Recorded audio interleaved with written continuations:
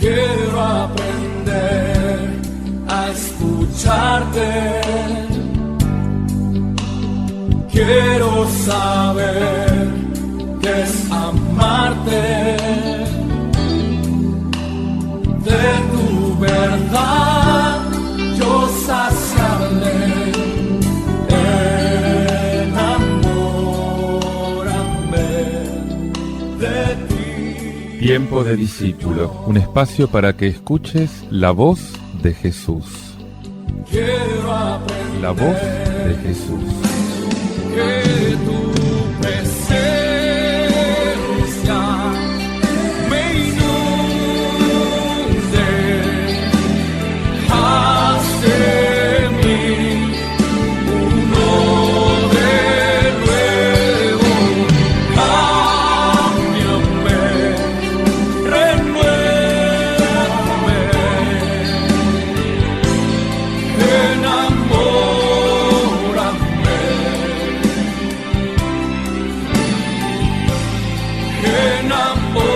Enamórame de ti, Señor.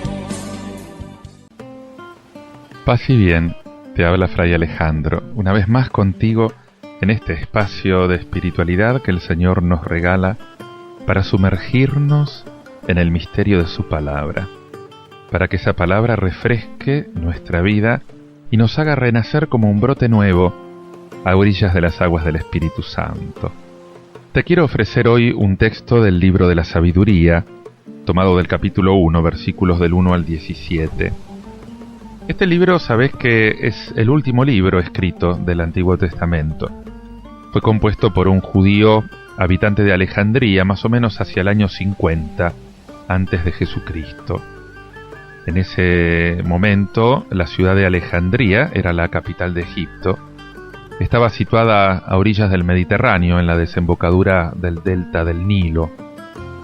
Era también la capital de la corriente cultural denominada helenismo, una civilización prestigiosa de las escuelas filosóficas y literarias que estaban en pleno apogeo, toda una floración de cultos mistéricos que atraían multitudes.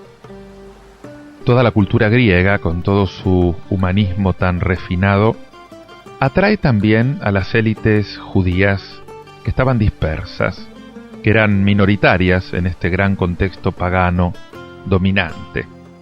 Y el autor del libro de la sabiduría, influido por el pensamiento griego, había asimilado muy bien esta cultura. Él expresa en una nueva forma la fe tradicional. Podríamos hablar de esta primera inculturación de la fe en un ambiente distinto del judaísmo tradicional. Te pido, Señor, que nos ayudes a todos los hombres a hacer este mismo esfuerzo, a poder también los cristianos hoy traducir el mensaje del Evangelio a cada cultura. Escuchá lo que dice el texto. Amen la justicia los que rigen la tierra, piensen correctamente del Señor y búsquenlo con corazón entero. Lo encuentran los que no exigen pruebas y se revela a los que no desconfían. Los razonamientos retorcidos alejan de Dios y su poder, sometido a prueba, pone en evidencia a los necios. La sabiduría no entra en alma de mala ley, ni habita en cuerpo deudor del pecado. El espíritu educador y santo rehúye la estratagema, levanta el campo ante los razonamientos sin sentido y se rinde ante el asalto de la maldad. La sabiduría es un espíritu amigo de los hombres, que no deja impune al deslenguado. Dios penetra en su interior, vigila puntualmente su corazón y escucha lo que dice su lengua, porque el Espíritu del Señor llena la tierra y como da consistencia al universo, no ignora ningún sonido.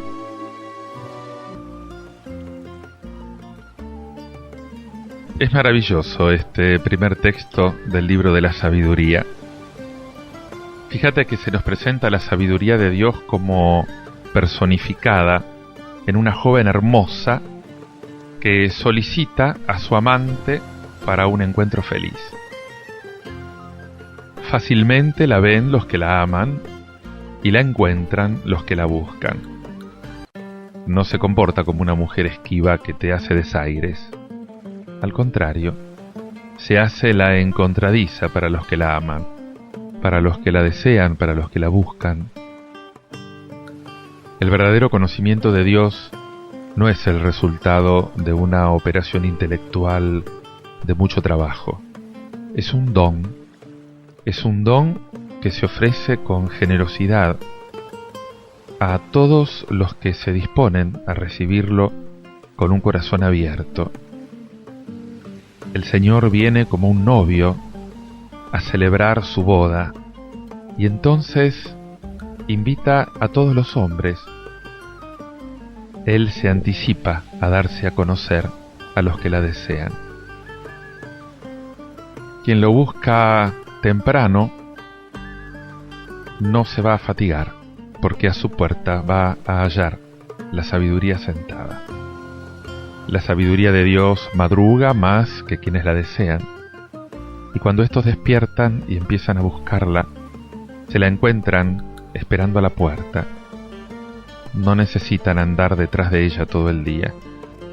Dios se presenta siempre al hombre que lo busca y se anticipa a sus deseos.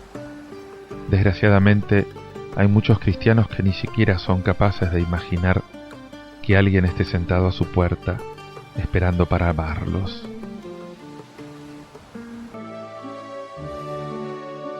Amen la justicia los que juzgan la tierra. Piensen rectamente del Señor y búsquenlo con sencillez de corazón. Acá por justicia hay que entender siempre en la Biblia este pleno acuerdo del pensamiento y la acción con la voluntad de Dios. O sea, el primer consejo de este sabio es la invitación a pensar justamente, la invitación a pensar como Dios, a buscar a Dios en la sencillez del corazón. Este esfuerzo de la meditación cotidiana que va en este sentido, a condición de que sea yo dócil a la palabra de Dios y trate de ponerla en práctica. Dice porque Dios se deja encontrar de los que no lo tientan y se manifiesta a los que no desconfían de Él. Los pensamientos tortuosos apartan de Dios. Busquen a Dios. Cuando Dios encuentra esta disposición en el corazón del hombre, se hace encontradizo, se revela. En el fondo lo que Dios espera de nosotros es lealtad, es verdad. Los pensamientos tortuosos apartan de Dios.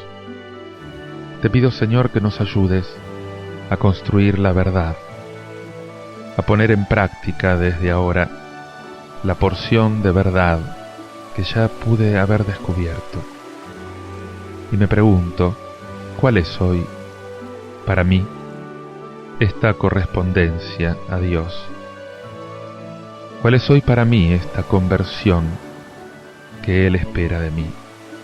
Te pido, Señor, que me lo reveles, que me lo muestres, Señor.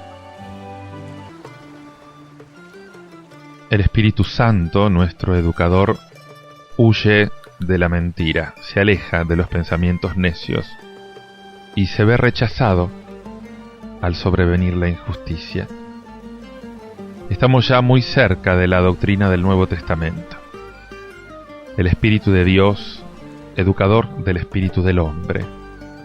La luz divina iluminando, animando la inteligencia humana. Y todo esto se realizará en plenitud en Jesús.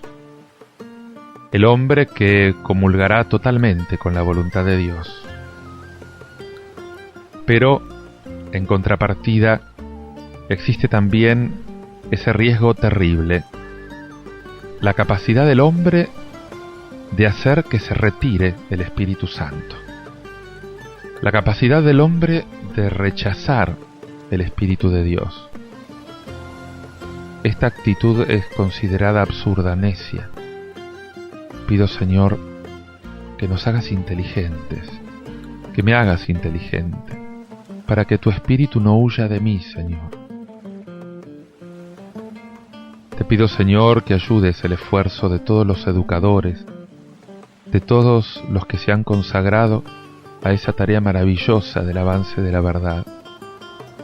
Profesores, padres, educadores, todos con tu espíritu, Señor. La fe no tiene que huir ante el mundo científico de hoy. El Espíritu Santo ilumina la inteligencia y se aleja de la necedad. La sabiduría es un espíritu que ama al hombre, pues el Espíritu del Señor llena el universo y Él, que lo envuelve todo, sabe todo lo que se dice. Es el texto de la introducción de la fiesta de Pentecostés. Es el Espíritu de Dios el que realiza la cohesión del universo. Medita detenidamente esta frase y toda la realidad que representa. Dios está presente, Dios está cerca. Te invito a que medites en esta cercanía de Dios, en el amor que Él te tiene, escuchando este canto de Laurel Quiles, De tal manera.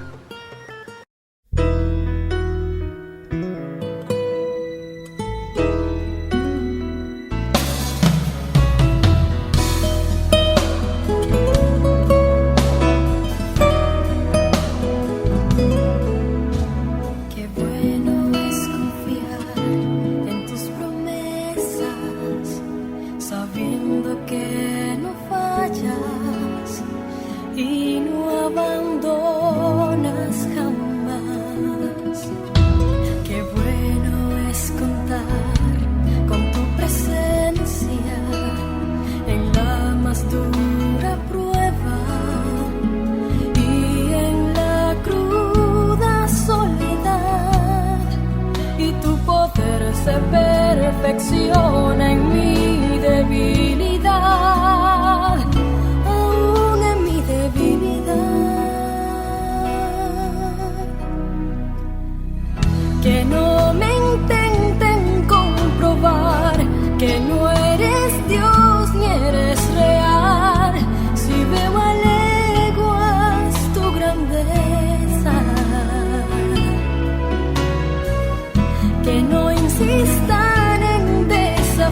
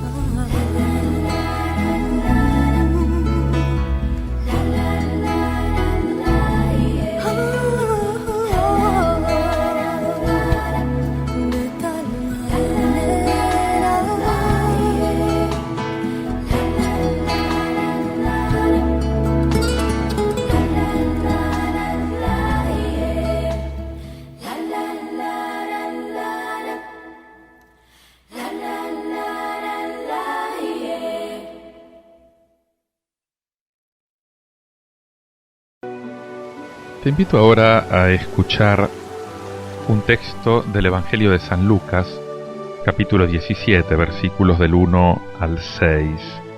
Vos sabés que uno de los sentidos de la palabra escándalo es poner al otro un tropiezo. Podemos traducirlo en algunas expresiones nuestras: ponerle piedras en el camino, ponerle un palo en la rueda, hacerle una zancadilla. Jesús dice: ay del que hace esto con los pequeños, con los pobres, con los que están creciendo en la fe. Tengamos cuidado con nuestras acciones, mejor que sean para allanarle a otros el camino, no para hacérselo más difícil. Escuchad lo que dice el texto de San Lucas. Jesús dijo a sus discípulos: es inevitable que haya escándalos, pero ay de aquel que los ocasiona. Más le valdría que le ataran al cuello una piedra de moler y lo precipitaran al mar antes que escandalizar a uno de estos pequeños. Por lo tanto, tengan cuidado. Si tu hermano peca, repréndelo, y si se arrepiente, perdónalo. Y si peca 7 veces al día contra ti, y otras tantas vuelve a ti diciendo me arrepiento, perdónalo. Los apóstoles dijeron al Señor: aumentanos la fe. Él respondió: si ustedes tuvieran fe del tamaño de un grano de mostaza, y dijeran a esa morera que está ahí, arráncate de raíz y plántate en el mar, ella les obedecería. Jesús decía: es inevitable que sucedan, pero ay del que los provoca. Fíjate, es el tema de la responsabilidad. Nos decís, Señor, que no somos responsables solamente de nosotros mismos. Existe todavía a nuestro alrededor toda una zona de influencia en la que influimos tanto en el bien que se hace en esta zona como también en el mal. Es un fenómeno de solidaridad. Nadie es una isla. Toda persona está religada a otras. Me pregunto cuáles son mis relaciones. Lo que es inofensivo para mí, a lo mejor puede hacerle daño a los demás. Tengo que tener muy en cuenta esta variedad de mentalidades, que es normal en una colectividad. Y dice Jesús: más le valdría que le colgaran al cuello una piedra de molino y lo arrojasen al mar antes que escandalizar a uno de esos pequeños. Jesús es extremadamente riguroso cuando se trata de defender a los pequeños. No se refiere solamente a los niños, se refiere a todos los pobres, se refiere a la masa de gente ignorante que hay que defender de las sutilezas, de la casuística, del juridismo. ¿No es verdad que algunas personas se creen pertenecer a una cierta élite y son escándalo para la gente sencilla? Si tu hermano te ofende, repréndelo, y si se arrepiente, perdónalo. Si te ofende 7 veces al día y vuelve 7 veces a decirte lo siento, lo perdonarás. El amor sin límites es la característica propia del cristianismo. Deténete un momento ante ese título de hermano que usa Jesús. Los cristianos somos hermanos, pero no somos personas perfectas. Somos pecadores. Jesús no ha pensado en una comunidad ideal, en una comunidad sin historia. Explícitamente considera una comunidad en la que las personas se ofenden unas a otras, hasta 7 veces al día. Por mucho que se diga que es un número simbólico, no deja de evocar una situación bastante conflictiva. Pertenecemos a comunidades en las que la ofensa puede llegar a ser algo común. Y Jesús lo que nos pide es que perdonemos. Es algo esencial en el cristianismo, pero es algo muy difícil. Es lo que hace por nosotros nuestro Padre del Cielo. Él nos perdona. Es un Dios rico en misericordia. Y la misericordia, ¿sabes?, es una medida del amor tan grande que supera la justicia. Hoy me pregunto, ¿a quién tengo yo que perdonar? ¿En qué relación tengo que procurar que nazca en mí un corazón nuevo? Un corazón según Cristo.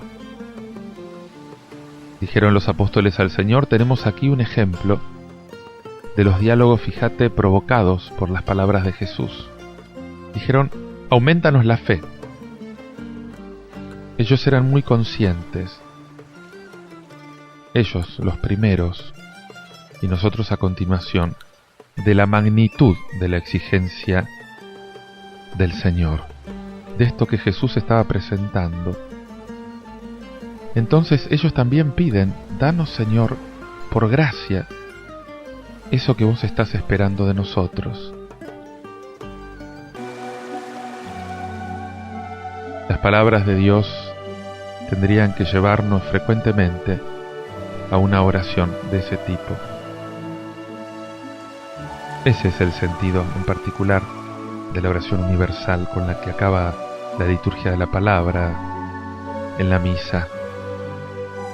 Hemos escuchado unos textos divinos que nos acusan, que nos comprometen, nos sentimos débiles para llevarlos a la práctica y nos dirigimos a Dios para pedirle su gracia, para nosotros y para todos nuestros hermanos. Y el Señor contestó, si tuvieras fe como un grano de mostaza, dirías a ese árbol, arráncate y plántate en el mar, y te obedecería. ¿Cuántos árboles hay que arrancar, Señor? Soy como un pobre delante de ti. Dame, Señor, varios granos de mostaza. Frente a la grandeza de Dios, solo me puedo sentir pobre. Decláralo escuchando este canto. Declaramos tu majestad.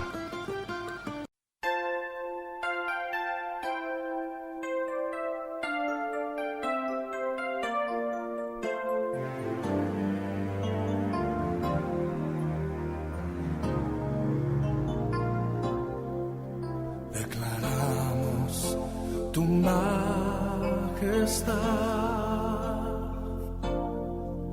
proclamamos que tu nombre es exaltado.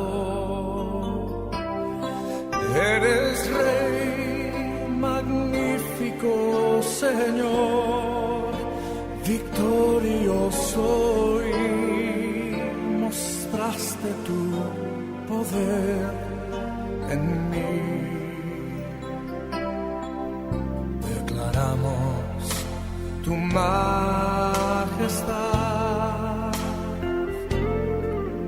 proclamamos que tu nombre es exaltado.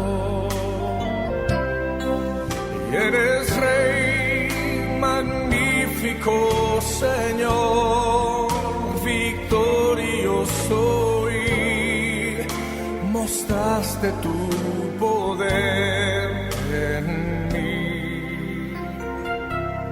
Proclamaré,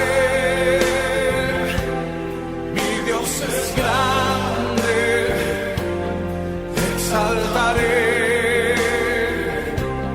tú eres santo y te daré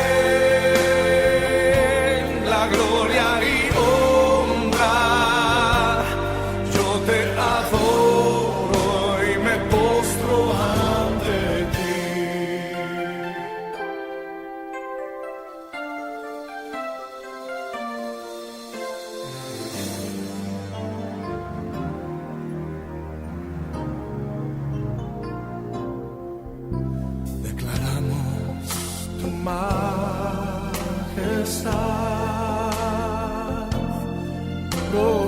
proclamamos que tu nombre es exaltado. Tú eres Rey, magnífico Señor, victorioso, y mostraste tu poder en mí. Proclamaré, mi Dios es grande, te exaltaré. Tú eres santo y te daré la gloria y honra. Yo te adoro y me postro ante ti.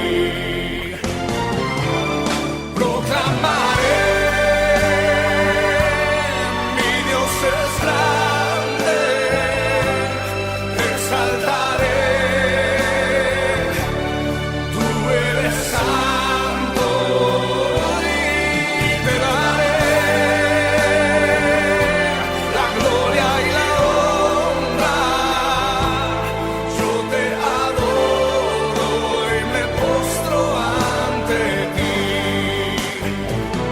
Proclamaré, mi Dios es grande, te exaltaré. Tú eres santo y te daré la gloria y la honra. Yo te adoro y me postro ante ti.